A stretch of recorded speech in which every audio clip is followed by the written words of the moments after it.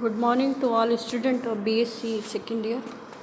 Meristem पढ़ रहे थे हम विभज्योतक, और उसके हमने जो डिफरेंट टाइप ऑफ क्लासिफिकेशन है वो पहले के वीडियोस में देख चुके हैं। मेरिस्टेम क्या होता है, किस तरह से ऑर्गेनाइज होता है इन शूट्स तने के अंदर जो उसका टिप होता है शीर्ष भाग पर, किस तरह से मेरिस्टेम की कोशिकाएं विभाजन करती है, नए ऊतकों का निर्माण करती है।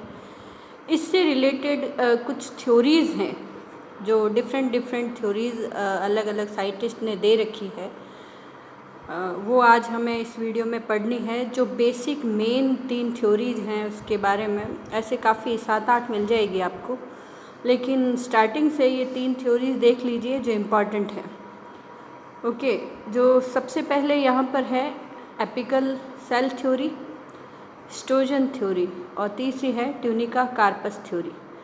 तो सबसे पहले हम एपिकल सेल थ्योरी पढ़ते हैं। एपिकल सेल थ्योरी में आपको सबसे जो मेन थीम है इसकी, सबसे पहली थ्योरी थी जिसमें ये बताया गया था कि शीर्ष भाग जो होता है प्लांट्स पे, एक सेकेंड, प्लांट का जो शीर्ष भाग होता है वहाँ पर किस प्रकार की कोशिका पाई जाती है, किस प्रकार वह विभाजन करके अन्य ऊतकों का निर्माण करती है। ओके, तो एपिकल सेल थ्योरी जो थी वो सबसे पहले प्रपोज्ड की गई थी नागेली इन जो 1858।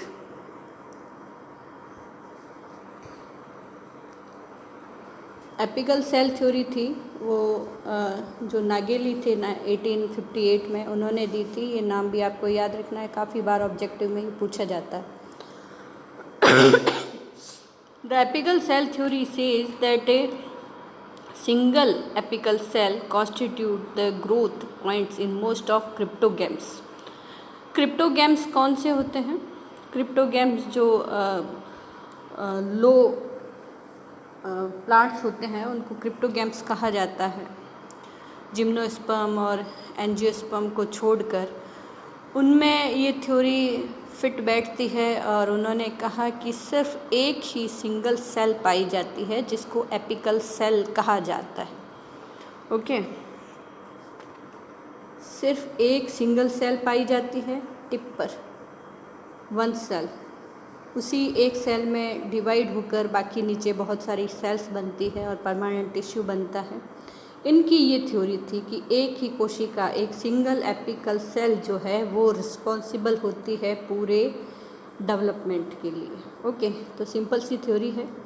उसके बाद जो नागेली थे, ये थ्योरी जो है नागेली के द्वारा दी गई, that the shoot apex of gymnosperm and angiosperm also consisted of a single apical cell। इन्होंने कहा कि जो जिम्नोस्पर्म और एंजियोस्पर्म का जो मेन ये जो थ्योरी होती है उसमें भी सिंगल एपिकल सेल ही पाई जाती है। However later studies rejected the apical cell theory because the single celled apical organization is limited only to cryptogames। Okay, जिसमें फ्लावर नहीं पाए जाते हैं, जैसे एल्गी है, फंजाई है, ब्रायोफाइट्स है और टेरिडोफाइट्स है। तो अभी तक ये जो एपिकल सेल थ्योरी है वो वैलिड है क्रिप्टोगैम्स तक, लेकिन जिम्नोस्पर्म और एंजियोस्पर्म में शूट जो है वो बहुत कॉम्प्लेक्स्ड होता है। एपिडर्मिस, कॉर्टेक्स, कई सारी चीज़ें पाई जाती है, तो उसके लिए एक सिंगल सेल ही हो ओनली, ये इसमें नहीं है। आगे आप देखिए कुछ और भी थ्योरीज़ हैं जिसके द्वारा फिर आपकी है सेकंड नंबर पर हिस्टोजन थ्योरी, और इसको प्रपोज्ड किया जे हेस्टिन इन 1868। आप जब इस तरह की थ्योरीज़ याद करें तो आप इनका एक जो डेट्स हैं, जो ईयर हैं, वो भी याद किए। वो 1858 था, ये 68 आफ्टर दैट। नागेली के बाद हेस्टिन ने प्रपोज की थी। हिस्टोजन से नाम याद रखें हेस्टिन का। Hanstein propose the histogen theory on the based on 2 consideration. उन्होंने ये बताया कि the plant body does not originate originated from a single superficial cell but from a mass of meristematic cell। इन्होंने ये बताया कि जो ओनली एक नहीं होती है, इसकी जगह दो काफ़ी सारी कोशिकाएं होती हैं। ओके, और वो सारा विभाजन करके नेक्स्ट परमानेंट टिश्यू बनाता है। The meristematic zone consist of 3 distinct zone called histogens. अब हिस्टोजन की ये जो परतें हैं, इन्होंने कहा 3 टाइप के अलग अलग जोन होते हैं जिनको हिस्टोजन कहा जाता है, और ये मेनली 3 में डिवाइड किए गए। डर्मेटोजन से आपको याद रखना है कि जो आउटर मोस्ट लेयर, बाहर की जो लेयर होती है लाइक एपिडर्मिस, और एपिडर्मिस के बाहर जो भी, ओके, वो डर्मेटोजन से बनता है। दूसरा था पेरिब्लेम उन्होंने कहा कि ये डर्मेटोजन के अंदर की तरफ स्थित होता है, और इससे जो लेयर्स बनती है वो कॉर्टेक्स बनाती है, ओके, पेरिब्लेम से।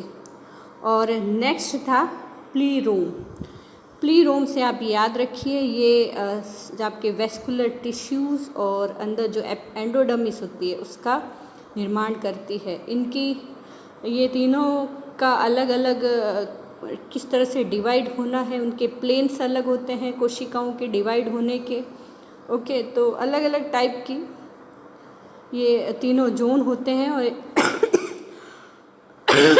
सॉरी, ये डिफरेंट टाइप ऑफ टिश्यूज़ बनाते हैं। जैसे आप देखिए, इसमें 3 कलरफुल बाहर जो लाइट ग्रीन है डर्मेटोजन, सेकंड पेरिब्लेम, और तीसरा प्लूरोम। ये तीनों इजी हैं याद करने में, आप इस थ्योरी को ज़रूर लिखिए। According to histogen theory each plant part originated from group of initial. According to histogen theory each plant part originated from a group of initial. उन्होंने कहा कि एक कोशिका नहीं होती है, जो प्लांट्स के डिफरेंट उत्तक होते हैं उनके लिए एक ग्रुप ऑफ इनिशियल होता है, सेल्स का ग्रुप होता है जो अलग अलग कोशिकाओं को उत्पन्न करता है। The histogen theory is now rejected. This is because the recent studies have shown that there is no strict zonal differentiation between the histogen in the shoot apex meristem। तो इन्होंने ये कहा कि जो रिसेंट स्टडीज़ है उनमें जब देखा गया कि वहाँ पर इस तरह का कोई जोनल का डिफ्रेंशिएशन विभेदन नहीं पाया जाता। Thus we cannot distinguish dermatogen, periblem and plerome each other in the apical region. इस तरह से हम उनको डिवाइड नहीं कर सकते। थर्ड जो इम्पॉर्टेंट थ्योरी है शूट के लिए, वो जो मेन अभी प्रपोज्ड है वो है ट्यूनिका कार्पस थ्योरी, और ये श्मिट ने 1924 में प्रपोज की थी। ये इम्पॉर्टेंट है, आप इस थ्योरी को अच्छी तरह से समझने का प्रयास करें। According to Tunica carpus theory, the 2 distinct tissue zone occur in the apical region of shoot। Okay, इस वो उन्होंने 3 बताए थे, इन्होंने अब 2 टिश्यू जोन बताए हैं। एक का नाम रखा उन्होंने ट्यूनिका, दूसरे का नाम है कॉर्पस। ट्यूनिका जो है उसमें एक या एक से अधिक पेरिफेरल लेयर्स पाई जाती है, और कॉर्पस में मास ऑफ सेल पाया जाता है जो ट्यूनिका से ढका हुआ होता है। सेल्स ऑफ ट्यूनिका की जो कोशिकाएं होती है वो कॉर्पस की कोशिकाओं से छोटी होती है। एंटीक्लाइनल डिवीज़न पाए जाते हैं। They assist in increasing surface area. Okay, क्या होता है ये एंटीक्लाइनल और पेरिक्लाइनल? ओके, हम अगर एक कोशिका है और इसका हम डिवाइड कर रहे हैं, जैसे ये 2 कोशिकाएं, अगर हम इनको इस तरह से डिवाइड करते हैं तो कोशिका की संख्या बढ़ती है, लेयर्स की संख्या नहीं बढ़ती। इस तरह का ये जो है इसको पेरिक्लाइनल जो बोलते हैं, पैरेलल टू आगे पहले जो डिवीज़न था, पहले अगर इस तरह से डिवीज़न हुआ और उसके पैरेलल डिवीज़न हुआ है तो इस प्रकार के डिवीज़न को हम पेरिक्लाइनल बोलते हैं।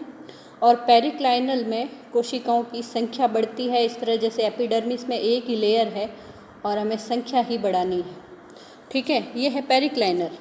और एंटीक्लाइनर डिवीज़न में क्या होता है कि जो पहले जो डिवीज़न हुआ था उसके हम एंटीक्लाइनर बुक करते हैं। ओके, फिर हम ये डिवीज़न ऐसे हुआ, फिर उसका एंटीक्लाइनर करते हैं। तो इस तरह से कोशिकाओं का एक झुंड बन जाता है, मास जिसको बोलते हैं। ओके, बहुत सारी लेयर्स बन जाती है। इससे इस साइड कोशिकाएं नहीं बनेगी, इसको कहते हैं एंटीक्लाइनर डिवीज़न।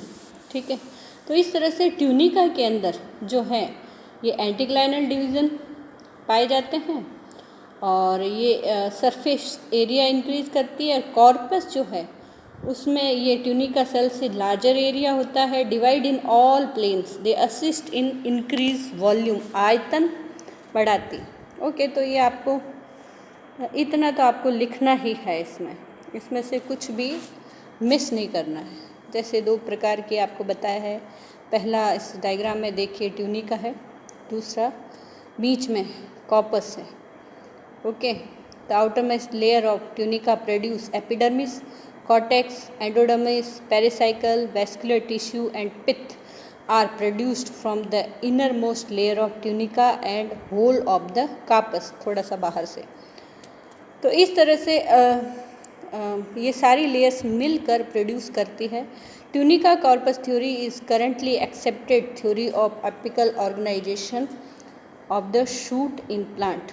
ये तीनों थ्योरी जब एग्जाम में क्वेश्चन आता है तो तीनों ही थ्योरी डायग्राम सहित और इसके जो विशेष कैरेक्टर हैं वो सारे लिखने हैं। ठीक है, ये मैं आपको शेयर कर दूँगी PDF फाइल में गूगल क्लासरूम में।